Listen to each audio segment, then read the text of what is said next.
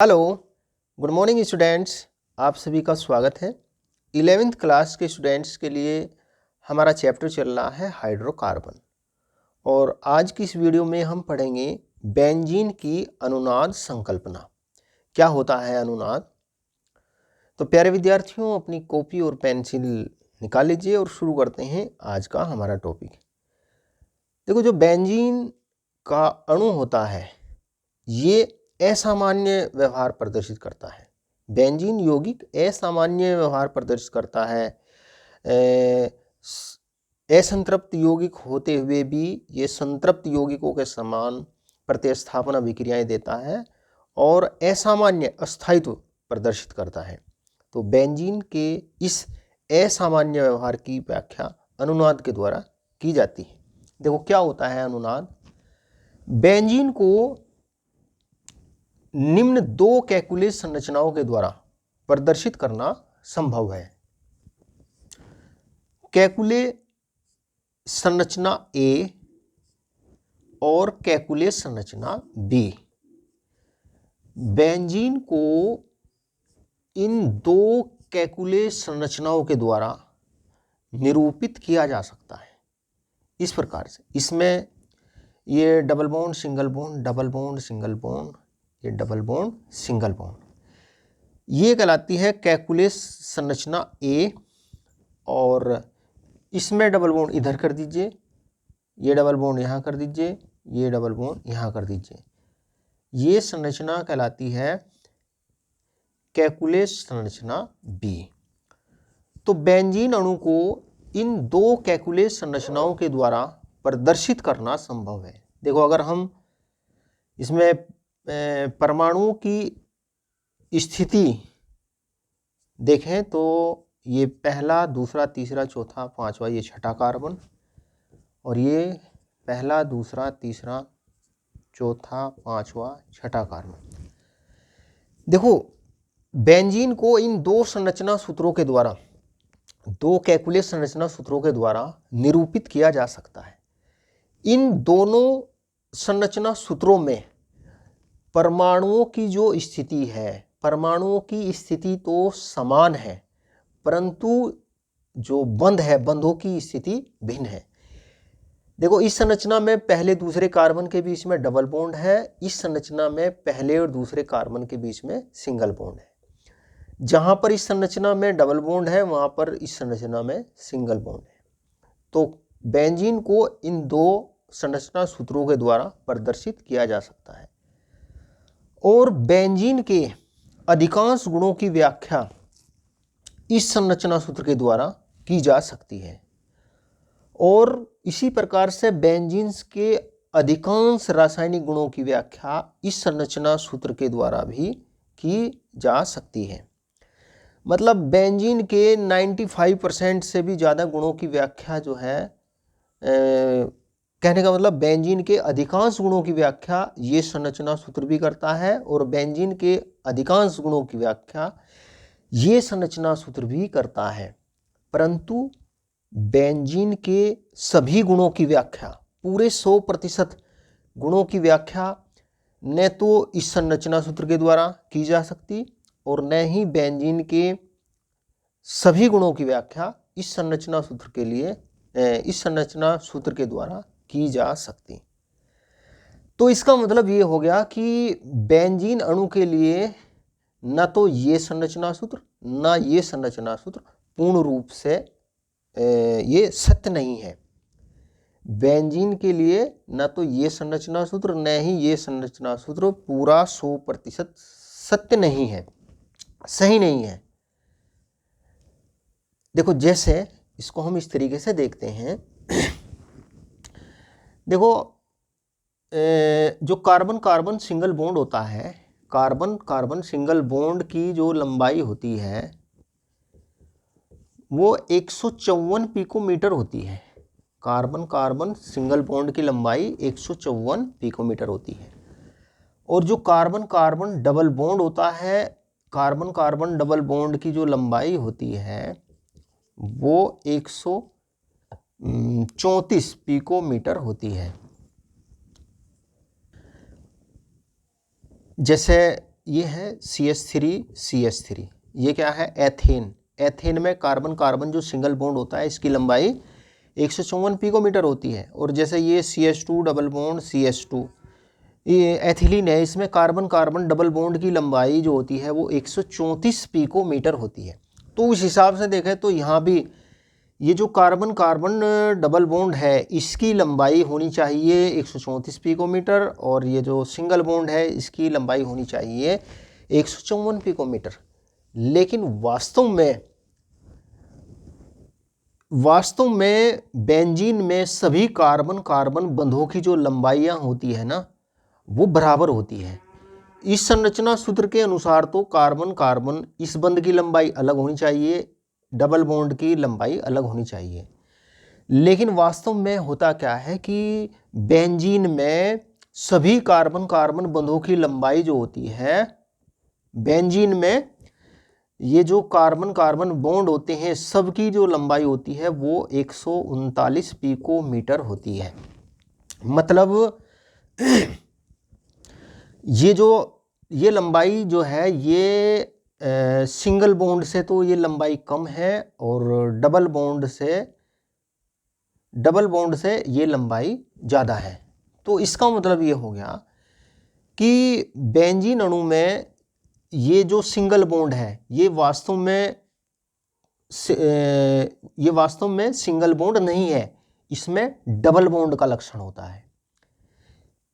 जहाँ पर हमें ये जो सिंगल बॉन्ड है ये सिंगल बॉन्ड दिखाई दे रहा है, वास्तव में क्योंकि सभी कार्बन कार्बन बंध जो है वो समान लंबाई के हैं, तो जहाँ पर सिंगल बॉन्ड है वहाँ पर डबल बॉन्ड का लक्षण होता है, और जहाँ पर बेंजीन रिंग में ये डबल बॉन्ड है वहाँ पर ये पूर्ण रूप से ये डबल बॉन्ड नहीं होता।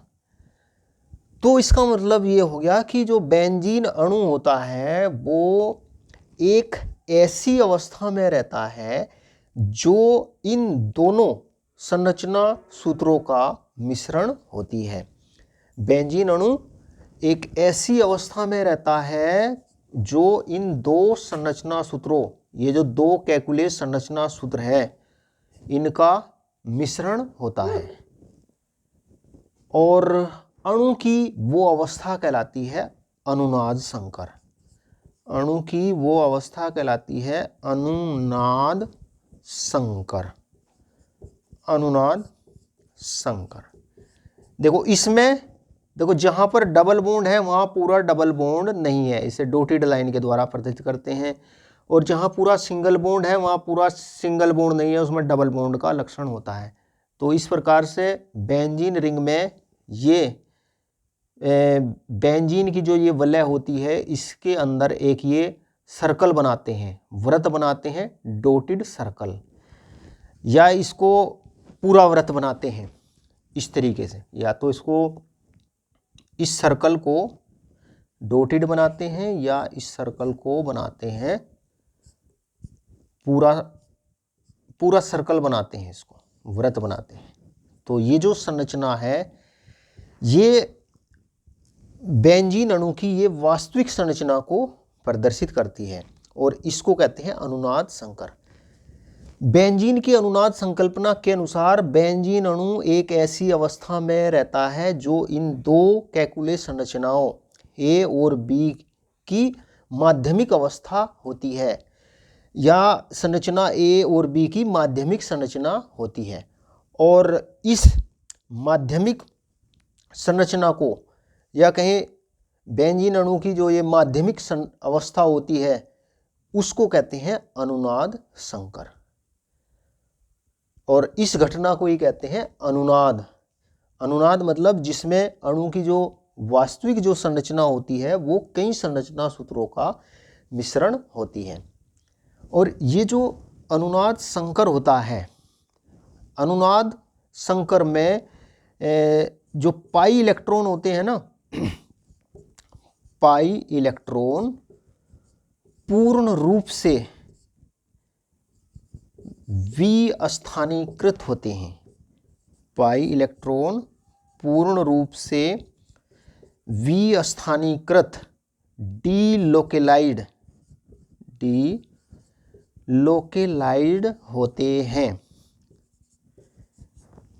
इसका मतलब ये हो गया, देखो ये जो बीच के अंदर जो डॉटेड सर्कल है या जो पूरा कंप्लीट सर्कल है बेंजीन रिंग के अंदर, ये प्रदर्शित करता है कि बेंजीन रिंग में जो 6 पाई इलेक्ट्रॉन होते हैं, देखो एक पाई इलेक्ट्रॉन युग्म ये, एक पाई इलेक्ट्रॉन युग्म ये, एक पाई इलेक्ट्रॉन युग्म ये, कुल मिलाकर के कितने इलेक्ट्रॉन हो गए? 6 पाई इलेक्ट्रॉन। जो ये 6 पाई इलेक्ट्रॉन होते हैं ना, ये बेंजीन में 6 कार्बन परमाणुओं पर विस्थानीकृत होते हैं। 6 के 6 कार्बन परमाणुओं पर ये विस्थानीकृत होते हैं। मतलब ये जो 6 इलेक्ट्रॉन होते हैं ना, प्रत्येक इलेक्ट्रॉन किसी भी कार्बन परमाणु के पास में स्वच्छंद रूप से उसके नाभिक के चारों ओर घूम सकता है। विस्थानीकृत का मतलब क्या होता है? विस्थानीकृत का मतलब होता है कि जो ये 6 इसमें जो ये पाई इलेक्ट्रॉन है, ये प्रत्येक कार्बन परमाणु के नाभिक के चारों ओर स्वच्छंद रूप से घूम सकते हैं। प्रत्येक इलेक्ट्रॉन किसी भी कार्बन के पास में जा सकता है। देखो इस संरचना में तो ये जो पाई इलेक्ट्रॉन है ना, ये 2 कार्बन परमाणुओं के बीच में ये है स्थानीकृत।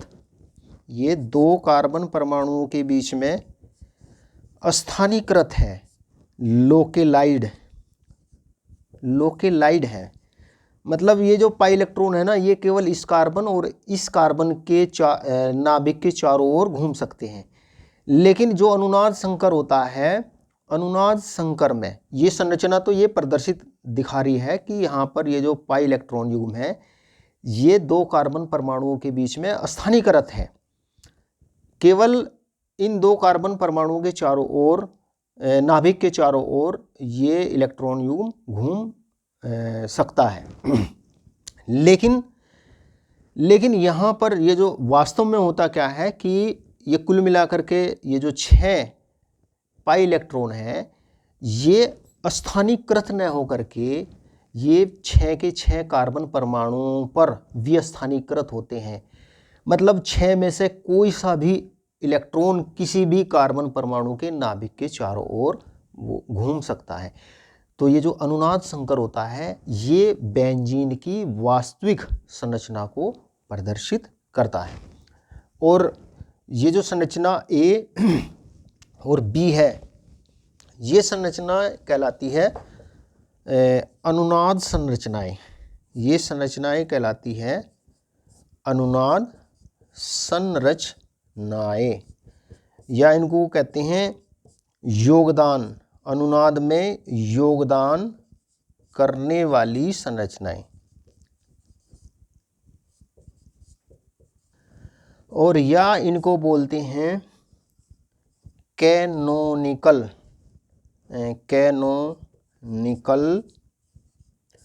संरचनाएं।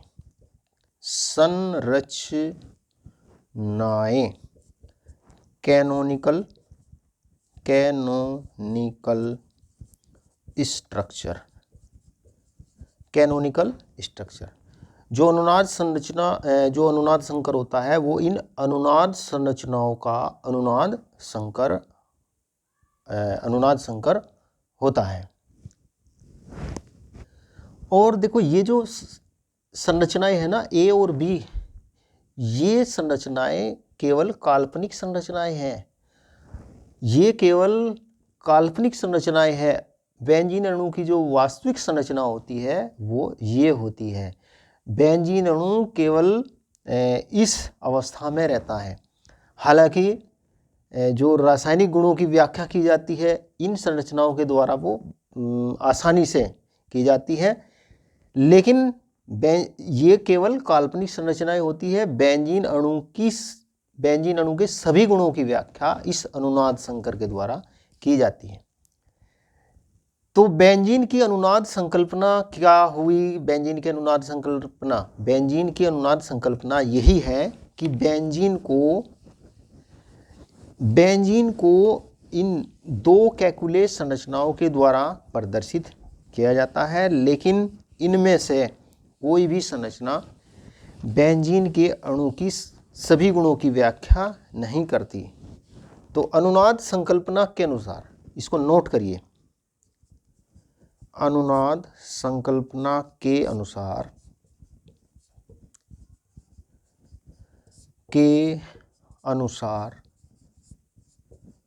बेंजीन अणु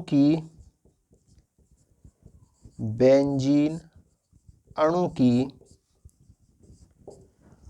वास्तविक संरचना, बेंजीन अणु की वास्तविक संरचना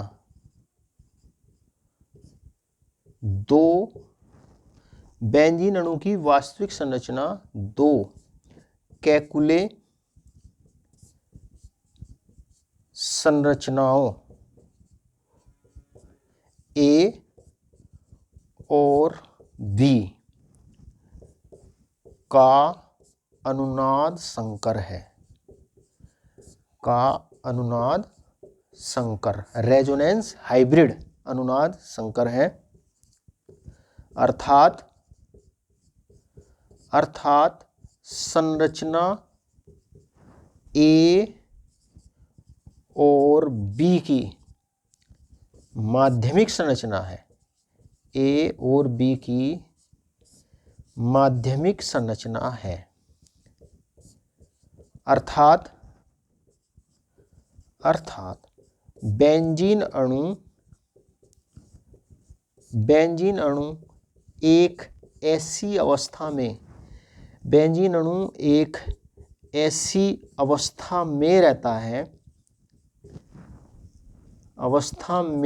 रहता है जो इन दो संरचनाओं A और B का मिश्रण होती है। और ये घटना ही कहलाती है अनुनाद। इस घटना को ही कहते हैं अनुनाद। तो बेंजीन की अनुनाद संकल्पना के अनुसार बेंजीन अणु जो होता है वो इन दो संरचना सूत्रों का अनुनाद संकर होता है। अणु की जो वास्तविक संरचना होती है वो ये होती है, और इस अनुनाद संकर के द्वारा बेंजीन के सभी गुणों की व्याख्या की जाती है। बेंजीन का जो असामान्य व्यवहार होता है उसकी व्याख्या इस अनुनाद संकर के द्वारा की जाती है। तो प्यारे विद्यार्थियों, आज की वीडियो में इतना ही। आशा करता हूँ ये टॉपिक आपकी समझ में आया होगा। वीडियो अच्छा लगे तो लाइक करना और वीडियो को शेयर करना और चैनल को सब्सक्राइब करना। चैनल का नाम chemistry bye Ashok Kumar. Thank you, नमस्कार।